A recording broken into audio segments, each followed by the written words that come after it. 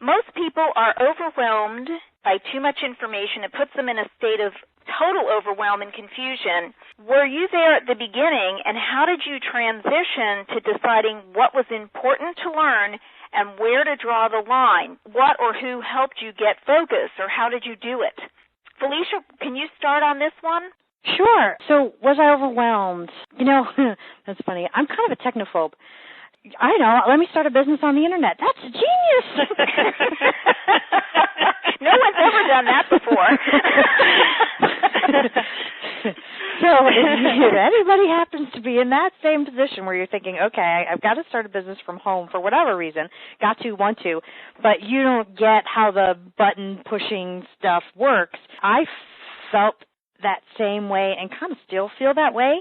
And so here's actually exactly what I've done to kind of get past that. Is the first thing is I hired people as early as possible in my business to take care of things. And because I truly had no idea for the longest time, and still to this day probably wouldn't know how things got onto an HTML website, literally I would write words in my Microsoft Word, send them off to my VA, and she would put them up there and be like, wow, it is on the Internet. Awesome. And I still kind of have a little bit of that, but thank goodness for WordPress and that, because now I know how to put some things on the Internet, which is cool.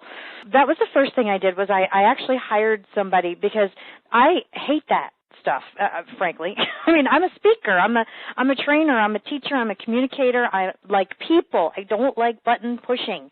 Writing, I love to write, but that's not the same as, getting all these bells and whistles to work. So I hired somebody, and even in the very beginning, I knew I had to. I did not have a choice, because I wanted to look professional, and I could have hacked away at it and found, I'm a smart person. I have 2 master's degrees. I'm not unteachable.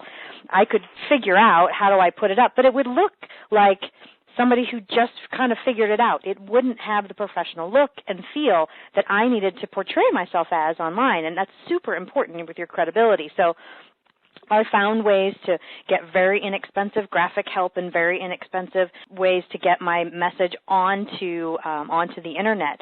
And so that was the first thing that I did. And the second thing was I decided what I wanted and needed to learn, and I invested in ways to learn how to do that, invested both time and money. And in fact, I'm still learning. One of the people that I learn from all the time, one of my favorite button pusher teachers, is Bob the Teacher.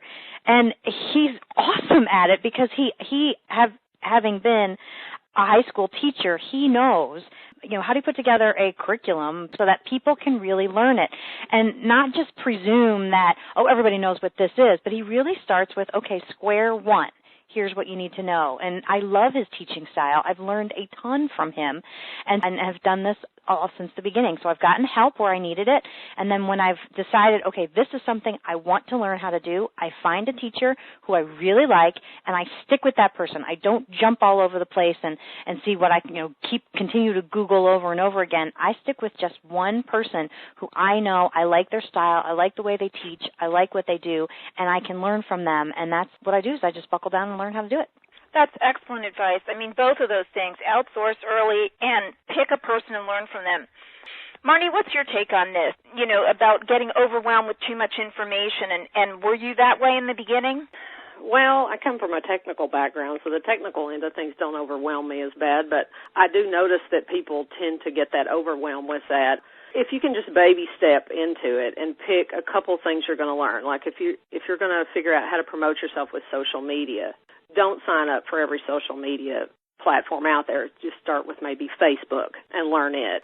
That would be my tip on as far as overwhelm with technology. My overwhelm really comes from too many ideas and having too many directions I could go, too many possibilities. That indecision time of which way to go, it just kills your momentum and your energy. And so I've trained myself to kind of recognize when I'm in that mode, and I go back to my core of knowing who I am. I highlight truth and talent. So I look at the idea. Does it fit with highlighting truth and talent? If it doesn't, then I kick it out. That's the first thing. And then I'll look at it and I'll say, okay, how much time is it going to take this idea to get it out there? And I usually look at 2 things, which one can I get to market the fastest, which one has the most profit potential, and then which one is exciting and am I really passionate about, and I'll weigh it on those, and I just pick one. Too many people, and I have in the past spent months weighing which idea, and you could have got one done in the time you were wrestling over which one. Just pick one, because you can get it done and then go back and pick another one. That's where my overwhelm tends to be. Yeah, but that's great. That's really great advice. Bob, what about you? Oh, of course. I was teaching full-time for, 50, 60 hours a week worth of lesson plans and grading and academic team coaching and tennis team coaching and all that kind of crazy stuff while also building my business full-time. It's very easy to get overwhelmed, so it's critical to take the time to see who do you resonate with as far as mentors and mastermind partners and accountability partners so that you can get good advice that's coming back to you from a place of service instead of from a place of income generation from that person. So one of the things that flipped the switch for me was attending my first live event back in September of 2006, where I was, kind of green. I was looking up to a lot of different people, and I made connections with people who served as a mastermind team for me, but I also connected with some of those leaders who at that time seemed like they were so far out of reach in reality and in person. They were just like me, just they had a head start. So when I look back to the overwhelm that I felt in those first couple of years, what comes to mind to me is their advice to focus on the thing that I'm really good at and to be willing to say no and be willing to, put in the effort. There was no easy way to get things done necessarily, but there was, some shortcuts and there was some ways to make it simple. But ultimately, to get over the overwhelm, I had to get things completed. Once I started finishing things and finishing them faster, I was able to gain momentum. And I think the biggest thing that kills overwhelm is momentum. Because once you get on the roll of completing one project and then the second project and so on, you still have all those opportunities, but you can be more focused because you realize the result much faster.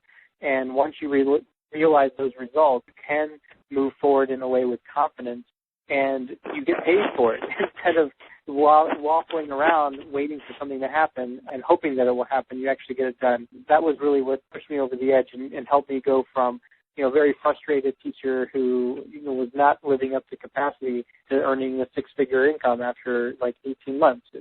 It's about getting things done, getting focused, and sometimes a live event is the perfect place to get that focus for just a few days away from the nags and away from the headaches of regular life, and just get that time to say, this is what I want to do, who can help me get there, and let's move forward with as best actions as possible. That's all really excellent advice. And I think what frustrates me now is exactly what I used to do in the very beginning when I first started to get on the Internet around 2002, was I see many people that they get information, they get more, and they don't do anything with it. For me, the big breakthrough was when I looked at my computer one day and I saw these files that I'd never opened. You have that experience. And I no longer do that. I mean, I stopped doing it years ago. I only grab information or go after information that will help me with a specific project or problem. And then I apply the information quickly to my business. And then I pay experts to cut my learning curve in half, and I get the best information I can from them. And this is where I see a lot of amazing people stuck earning peanuts because they've become information junkies, and this just doesn't work. I not only know this because of my experience in my work, but because, like I said, I did the same thing myself. That's actually what caused me to pay my first coach, and it was somebody that was already making 7 figures online. And I had been on his mailing list for months, and I thought, this person has high integrity. They know what they're talking about. And oh my gosh, in a matter of a few months, my learning curve had been cut in half. For me, that's kind of how I overcame that. And I think for people trying to turn their idea into income, it's really a big problem. What about you, Shannon? For me, it's been, I get overwhelmed easily like Marnie does because of the ideas. I could tend to definitely have what we call a bright, shiny object syndrome. Oh, that's a good idea. I think I'll go do that. Oh, that's a good idea. I think I'll go do that. The first thing was having that marketing plan I talked about earlier really helps me keep focused. The second thing that really helped me, and I'll make this quick, is that I met some great people at live events like Bob did. As a matter of fact, I met Bob and Felicia at a live event. Now, I knew Felicia online for a long time, and I was scared to go to my first live event, but she kind of held my hand. I mean, I called her and I'm like, what am I supposed to wear and what am I supposed to do? And she really held my hand and helped me through it. And once I reached out to these people have become my business partners. We've done collaborations together. They have become my accountability partners. If I have a question, I feel like I could ask any single one of them. So when I do get an overwhelm, I'm like, I've got all these ideas and I don't know what to do next. What do I do? They can calm me down and put me on the right track. Okay, that is fantastic. And Adela, what about you? Well, I'm one of these full immersion types, so I can't take baby steps. So for me, I can process a lot and I can do a lot that seems really crazy. And so actually that's my mode of working. I get excited by that. And so one of the things that I found, I have the same thing that Shannon has going on and Marnie. I mean, I have so many ideas that it's crazy. And I have a little, what is it, untapped gems file. I have like this little file where I just put them all in there. But one of the things that I found when I started feeling overwhelmed is that like my vision was too small. It's like I had so much energy and I was just trying to contain it in something too small. So that's why for me, I always like to do declarations in big groups because it takes me out of my personal perspective and puts me into a much bigger playground where I can show up differently because it's not all about me. And so that's why I love the 30-day events that I've hosted. For me, I flesh out an idea by taking action. And so a 30-day event had me taking action every single day. So I got to be the energy and the embodiment and the expression of this idea on a regular basis for 30 days. And at the end of those 30 days, let me tell you, I had a very clear idea of what I was up to. And I got a lot of information from the folks that participated. So for me, why do it alone? Because that was one of the big mistakes that I did when I started off. And some of this is about what I call, my signature style, because that was one of the mistakes I did too, is that I tried to tame who I was. I tried to tone down because I came from a corporate background, and I tried to tame down because I didn't want to, not look professional. And then I got over it. And